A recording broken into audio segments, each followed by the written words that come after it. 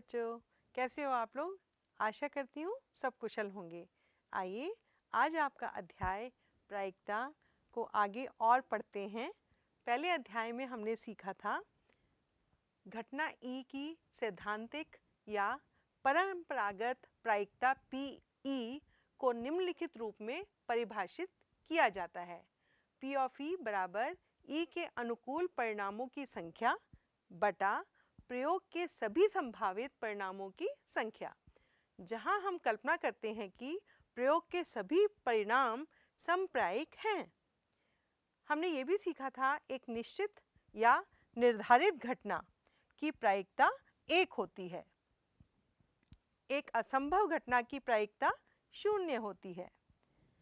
घटना ई की प्रायिकता एक ऐसी संख्या P ऑफ ई है कि वो 0 और 1 के बीच में होती है। ठीक है, आइए अब आपकी प्रश्नावली के प्रश्न हल करते हैं। एक पिगी बैंक में 50 पैसे के 100 सिक्के हैं, रुपए 1 के 50 सिक्के हैं, रुपए 2 के 20 सिक्के हैं और 5 रुपए के 10 सिक्के हैं। यदि पिगी बैंक को हिलाकर उल्टा करने पर कोई एक सिक्का गिरने के परिणाम समप्रायिक हैं, तो इसकी क्या प्रायिकता है कि वह गिरा हुआ सिक्का 50 पैसे का होगा और दूसरा 5 रुपए का नहीं होगा। ठीक है, तो 50 पैसे के सिक्के हमारे पास कितने हैं? 100 हैं और 1 रुपए के सिक्के 50 हैं और 2 रुपए के सिक्के 20 हैं। आइए देखते हैं। रुपए 5 के सिक्के कितने हैं? 10। तो कुल सिक्के कितने हुए? 100 प्लस 5 प्लस 20 प्लस 10, तो 180 सिक्के हुए। हमें निकालनी है प्रायिकता 50 पैसे के सिक्के की। प्रायिकता को हम प्रोबेबिलिटी भी कहते हैं। P 50 पैसे के सिक्के बराबर होंगे 50 पैसे के सिक्के बटा कुल सिक्के, यानी 100 बटा 180। इसको हम ऐसे काट सकते हैं और 2 से 2 पंजे 10 और 2 को 9 से गुना करेंगे तो आएगा 18, तो 5 बटा 9। इसी प्रकार प्रायिकता 5 रुपए के सिक्के की बराबर होगी 5 रुपए के सिक्के बटा कुल सिक्के, यानी 10 बटा 180। इसकी प्रायिकता होगी 1 बटा 18। हम जानते हैं कि PE प्लस P नहीं E बराबर 1 होता है, इसलिए प्रायिकता रुपए 5 के सिक्के प्लस प्रायिकता 5 रुपए के सिक्के नहीं, दोनों बराबर है 1। तो 1 बटा 18 प्लस P 5 रुपए के सिक्के नहीं बराबर है 1, यानी P 5 रुपए के सिक्के नहीं बराबर हुआ 1 माइनस 1 बटा 18। अब देखिए ये हो जाएगा 1 माइनस 1 बटा 18। इसको हम हल करेंगे तो 18 माइनस 1 बटा 18 जो होगा 17 बटे 18। ठीक है बच्चों, आइए अगला प्रश्न करते हैं। गोपी अपने जल जीवा कुंड यानी एक्वेरियम के लिए एक दुकान से मछली खरीदती है। दुकानदार एक टंकी जिसमें 5 नर मछली और 8 मादा मछली हैं में से एक मछली यादृच्छिक उसे देने के लिए निकालती है। इसकी क्या प्रायिकता है कि निकाली गई मछली नर मछली है? देखिए नर मछली कितनी है? 5 और मादा मछली कितनी है? 8। तो कुल कितनी मछली हुई? 5 प्लस 8 यानी 13। तो प्रायिकता नर मछली की क्या होगी? नर मछली बटा कुल मछली, यानी 5 बटा 13। आसान है ना? आइए आगे देखते हैं। संयोग यानी चांस के एक खेल में एक तीर को घुमाया जाता है जो विश्राम में आने के बाद संख्याओं 1, 2, 3, 4, 5, 6, 7 और 8 में से किसी एक संख्या को इंगित करता है। यदि से सभी परिणाम समप्रायिक हों तो इसकी क्या प्रायिकता है कि यह तीर इंगित 8 को करेगा, एक विषम संख्या को करेगा, 2 से बड़ी संख्या को करेगा, 9 से छोटी संख्या को करेगा। इसके हम हल देखते हैं। हमारे पास कुल संख्याएं कितनी हैं? 8। ये देखिए यहाँ पर 8 संख्याएं हैं। अब इनको हम देखते हैं। 8 की आवृत्ति कितनी है? 1। तो प्रायिकता 8 की क्या होगी? 8 की आवृत्ति बटा कुल संख्याएं, यानी 1/8। विषम संख्याएं हम जानते हैं 1, 3, 5 और 7 होती हैं। तो कुल विषम संख्याएं कितनी हुई? 1, 2, 3, 4।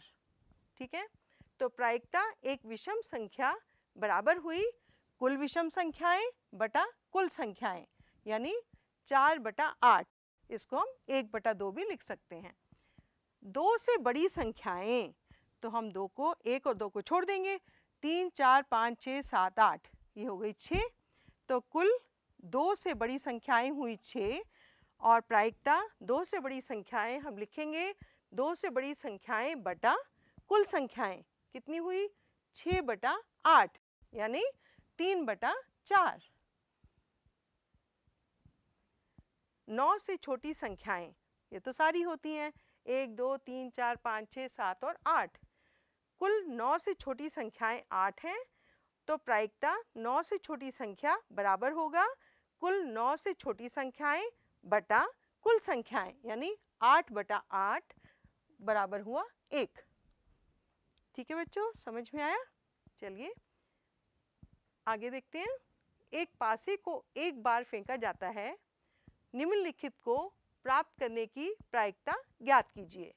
पहला है एक अभाज्य संख्या, दूसरा है 2 और 6 के बीच स्थित कोई संख्या, तीसरा एक विषम संख्या। पासे को एक बार फेंकने से कुल परिणाम क्या क्या आते हैं?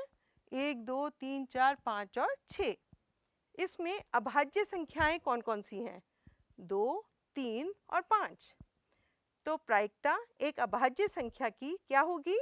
कुल अभाज्य संख्याएं बटा कुल संख्याएं, यानी 3/6, जिसको हम 1/2 लिख सकते हैं। इसमें 2 और 6 के बीच स्थित संख्याएं कौन कौन सी हैं? 3, 4 और 5। तो प्रायिकता 2 और 6 के बीच स्थित संख्या क्या होगी? 3/6, यानी 1/2। विषम संख्याएं ये होती हैं 1, 3 और 5। तो प्रायिकता एक विषम संख्या बराबर होगी कुल विषम संख्याएं बटा कुल संख्याएं, यानी 3/6, जिसको हम 1/2 भी लिख सकते हैं। आइए अगला प्रश्न देखते हैं। 52 पत्तों की अच्छी प्रकार से फेंटी गई एक गड्डी में से एक पत्ता निकाला जाता है। ताश के पत्ते तो आप जानते हो। निम्नलिखित को प्राप्त करने की प्रायिकता ज्ञात कीजिए। लाल रंग का बादशाह, दूसरा है एक फेस कार्ड अर्थात तस्वीर वाला पत्ता, जिसको हम फेस कार्ड भी कहते हैं। लाल रंग का तस्वीर वाला पत्ता, फिर है पान का गुलाम, हुकुम का पत्ता और एक ईंट की बेगम। ठीक है बच्चों, आइए। गड्डी में कुल कितने पत्ते होते हैं? 52 पत्ते होते हैं। और लाल रंग के कुल बादशाह, एक पान का और एक ईंट का। तो इस तरीके से कितने हुए? 2। तो प्रायिकता लाल रंग का बादशाह बराबर हुआ 2/52, यानी 1/26। दूसरा था तस्वीर वाले कुल पत्ते। हमें पता है किनमें तस्वीर होती है? 3 पान के होते हैं, 3 हुकुम के, 3 चिड़ी के और 3 ईंट के। इस प्रकार 3 + 3 + 3 + 3 कितने हुए? 12। तो प्रायिकता तस्वीर वाला पत्ते की क्या होगी? 12/52, यानी 3/13। पान के कुल गुलाम कितने हैं? 1, यानी प्रायिकता पान का गुलाम हम लिखेंगे बराबर है 1/52। ठीक है। हुकुम वाले कुल पत्ते कितने होते हैं? 13। तो प्रायिकता हुकुम का पत्ता बराबर होगा 13/52, जिसको हम 1/4 भी लिख सकते हैं। ईंट की बेगम वाले कुल पत्ते कितने होते हैं? 1। तो प्रायिकता एक ईंट की बेगम बराबर हुई 1/52। अगला प्रश्न देखते हैं। ताश की 5 पत्तों ईंट का दहला, गुलाम, बेगम, बादशाह और इक्का को पलट करके अच्छी प्रकार फेंटा जाता है। फिर इनमें से यादृच्छा एक पत्ता निकाला जाता है। इसकी क्या प्रायिकता है कि यह पत्ता एक बेगम है? आइए देखते हैं। यदि बेगम निकाल दी जाती है तो उसे अलग रख दिया जाता है और एक अन्य पत्ता निकाला जाता है। इसकी क्या प्रायिकता है कि दूसरा निकाला गया पत्ता एक इक्का है या फिर एक बेगम है? कुल पत्ते हमें पता है कितने हैं। ईंट का दहला, गुलाम, बेगम, बादशाह और इक्का, ये कितने हुए? 5। ठीक है, तो इन 5 पत्तों में से कुल पत्ते कितने हैं? बेगम के कुल पत्ते कितने हैं? 1। ये देखिए, तो प्रायिकता एक बेगम वाला पत्ते की क्या होगी? 1/5। बेगम को अलग रखने पर कुल पत्ते अब कितने बचे हमारे पास? 4। तो बेगम को अलग रखने पर इक्के के कुल पत्ते 1 हैं, इसलिए प्रायिकता एक इक्के की क्या हुई? 1/4। बेगम को अलग रखने पर बेगम के कुल पत्ते कितने बचे? 0। तो प्रायिकता एक बेगम की क्या हुई? 0/4 यानी 0। अगला प्रश्न देखते हैं। किसी कारण 12 खराब पेन और 132 अच्छे पेनों में मिल गए हैं। केवल देखकर यह नहीं बताया जा सकता कि कोई पेन खराब है या अच्छा है। इस मिश्रण में से एक पेन यादृच्छा निकाला जाता है। निकाले गए पेन की अच्छा होने की प्रायिकता ज्ञात कीजिए। खराब पेन कितने हैं? 12 और अच्छे पेन कितने हैं? 132। तो कुल पेन कितने हुए? 144। ठीक है, तो प्रायिकता अच्छे पेन की क्या होगी? कुल अच्छे पेन बटा कुल पेन, तो 132 बटा 144 यानी 11/12। ठीक है बच्चों, आइए अगला प्रश्न देखें। 20 बल्बों के एक समूह में 4 बल्ब खराब हैं। ठीक है, कुल 20 हैं, उनमें से 4 खराब हैं। इस समूह में से एक बल्ब यादृच्छा निकाला जाता है। इसकी क्या प्रायिकता है कि एक बल्ब खराब होगा? मान लीजिए पहले इसमें निकाला गया बल्ब खराब नहीं है और ना ही इसे दोबारा बल्बों के साथ मिलाया जाता है। अब शेष बल्बों में से एक बल्ब यादृच्छा निकाला जाता है। इसकी क्या प्रायिकता है कि वह बल्ब खराब नहीं होगा? आइए बच्चों, अब इसका हल समझते हैं।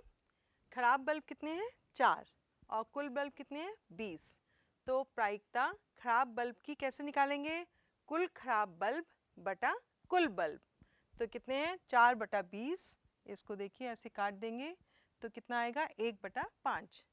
यदि निकाला गया बल्ब खराब नहीं है और ना ही इसे दोबारा बल्बों के साथ मिलाया जाता है, तो अच्छे बल्ब कितने बचे अब? 15, क्योंकि जो खराब नहीं है यानी अच्छे बल्ब कितने बचे? 15 और कुल बल्ब कितने हैं? 19, क्योंकि एक को तो निकाल दिया है हमने। तो प्रायिकता खराब नहीं बल्ब की क्या होगी? कुल खराब नहीं बल्ब बटा कुल बल्ब यानी 15/19। ठीक है बच्चों, समझ में आया? चलिए आगे देखते हैं। एक पेटी में 90 डिस्क हैं जिन पर 1 से 90 तक संख्याएं अंकित हैं। यदि इस पेटी में से एक डिस्क यादृच्छा निकाली जाती है तो इसकी प्रायिकता ज्ञात कीजिए कि इस डिस्क पर अंकित होगी 2 अंकों की एक संख्या, दूसरा है एक पूर्ण वर्ग संख्या और तीसरा है 5 से विभाज्य एक संख्या। अब कुल संख्याएं तो हम जानते हैं 1 से लेकर 90 तक हैं, तो 90 संख्याएं हैं। 2 अंकों की कुल संख्याएं कितनी होंगी? हमें इसमें से 90 में से कितने निकाल देने हैं? वो निकाल देने हैं जिन पे 1, 2, 3, 4, 5, 6, 7, 8 और 9, क्योंकि ये एक अंकों वाली संख्याएं हैं, तो हमने इनको हटा दिया। 90 में से 9 घटा देंगे तो कितने होंगे? 81। तो 2 अंकों की कुल संख्याएं कितनी हुई? 81, 10 से लेके 90 तक। ठीक है, तो प्रायिकता 2 अंकों की एक संख्या क्या होगी? 2 अंकों की कुल संख्याएं, तो 81 बटा 90 कितनी हुई? 9 बटा 10। 9 से काट देंगे, देखिए, तो 9 बटा 10 आ जाएगा। अगला है पूर्ण वर्ग की कुल संख्याएं। ये बहुत ही प्यारा प्रश्न है। इसमें 1 से लेकर 90 तक पूर्ण वर्ग की कुल संख्याएं। ये देखिए, इसमें 1 का वर्ग 1 हुआ, 2 का वर्ग हुआ 4, 3 का वर्ग हुआ 9, 4 का वर्ग हुआ 16, ऐसे 5 का वर्ग हुआ 25, 6 का वर्ग हुआ 36, इसी प्रकार 7 का वर्ग हुआ 49, 8 का वर्ग हुआ 64 और 9 का वर्ग हुआ 81। ठीक है, 10 का वर्ग 100 हो जाएगा और हमें तो 90 तक ही लेना है। इस प्रकार हमारे पास कितनी संख्याएं हुई? ये 1 2 3 4 5 6 7 8 9। ठीक है, तो प्रायिकता पूर्ण वर्ग की संख्या की क्या होगी? 9 बटा 90 यानी 1 बटा 10। 5 से विभाज्य कुल संख्याएं। आप देखिए, हमें 1 से लेकर 90 के बीच में वो संख्याएं देखनी हैं जो 5 से विभाज्य हैं, यानी 5, 10, 15, 20, 25, 30, 35, 40, 45, 50, 55, 60, 65, 70, 75, 80, 85 और 90। तो इस प्रकार से आप गिनेंगे तो ये 18 संख्याएं हैं। तो प्रायिकता 5 से विभाज्य एक संख्या क्या होंगी? 18 बटा 90, यानी इसको काट देते हैं, 2 बटा 10 और फिर से काटेंगे तो 1 बटा 5। तो हमारे पास प्रायिकता आएगी 1 बटा 5। ठीक है बच्चों, आगे देखते हैं आपके लिए गृह कार्य। पहला प्रश्न, 52 ताशों की एक गड्डी में से एक कार्ड निकाला जाता है। कार्ड का ईंट का इक्का ना होना घटना ई है। ई के अनुकूल परिणामों की संख्या है। आपके पास 4 विकल्प हैं। पहला विकल्प है ए 4, दूसरा विकल्प है बी 13, तीसरा विकल्प है सी 48 और चौथा विकल्प है डी 51। दूसरा प्रश्न, 400 अंडों के एक संग्रह में से एक खराब अंडा प्राप्त करने की प्रायिकता 0.035 है। इस संग्रह में खराब अंडों की संख्या है। पहला ऑप्शन आपके पास ए विकल्प है 7, दूसरा विकल्प है बी 14, तीसरा विकल्प है सी 21 और चौथा विकल्प है डी 28। आगे प्रश्न ले लेते हैं। प्रश्न संख्या 3, कोई लड़की यह परिकलित करती है कि उसके द्वारा एक लॉटरी में प्रथम पुरस्कार जीतने की प्रायिकता 0.08 है। यदि 6000 टिकट बेचे गए हैं तो उस लड़की ने कितने टिकट खरीदे हैं? पहला विकल्प है ए 40, दूसरा विकल्प है बी 240, तीसरा विकल्प है सी 480 और चौथा विकल्प है डी 750। अगला प्रश्न, किसी थैले में कुछ टिकट हैं जिन पर 1 से 40 तक संख्याएं अंकित हैं। इसमें से यादृच्छिक रूप से एक टिकट निकाला जाता है। इसकी प्रायिकता की निकाले गए इस टिकट की संख्या 5 का एक गुणज हो निम्नलिखित है। पहला विकल्प है ए 1/5, दूसरा विकल्प है बी 3/5, तीसरा विकल्प है सी 4/5 और चौथा विकल्प है डी 1/3।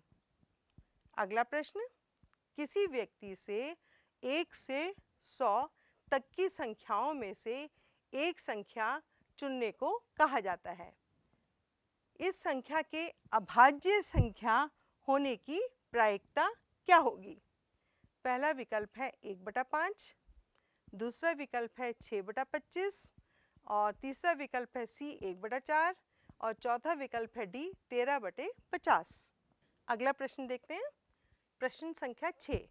किसी स्कूल में 5 सदन ए, बी, सी, डी और ई हैं। किसी कक्षा में 23 विद्यार्थी हैं, जिनमें से 4 सदन ए से हैं, 8 सदन बी से हैं, 5 सदन सी से हैं, 2 सदन डी से तथा शेष सदन ई से हैं। ठीक है। इनमें से एक विद्यार्थी को कक्षा का मॉनिटर बनाने के लिए चुना जाता है। चुने गए इन विद्यार्थियों के सदनों ए, बी और सी से ना होने की प्रायिकता क्या होगी? पहला विकल्प है ए 4/23, दूसरा विकल्प है बी 6/23, तीसरा विकल्प है सी 8/23 और चौथा विकल्प है डी 17/23। ठीक है बच्चों, प्रश्न बहुत सरल हैं, करिएगा, रोचक भी हैं।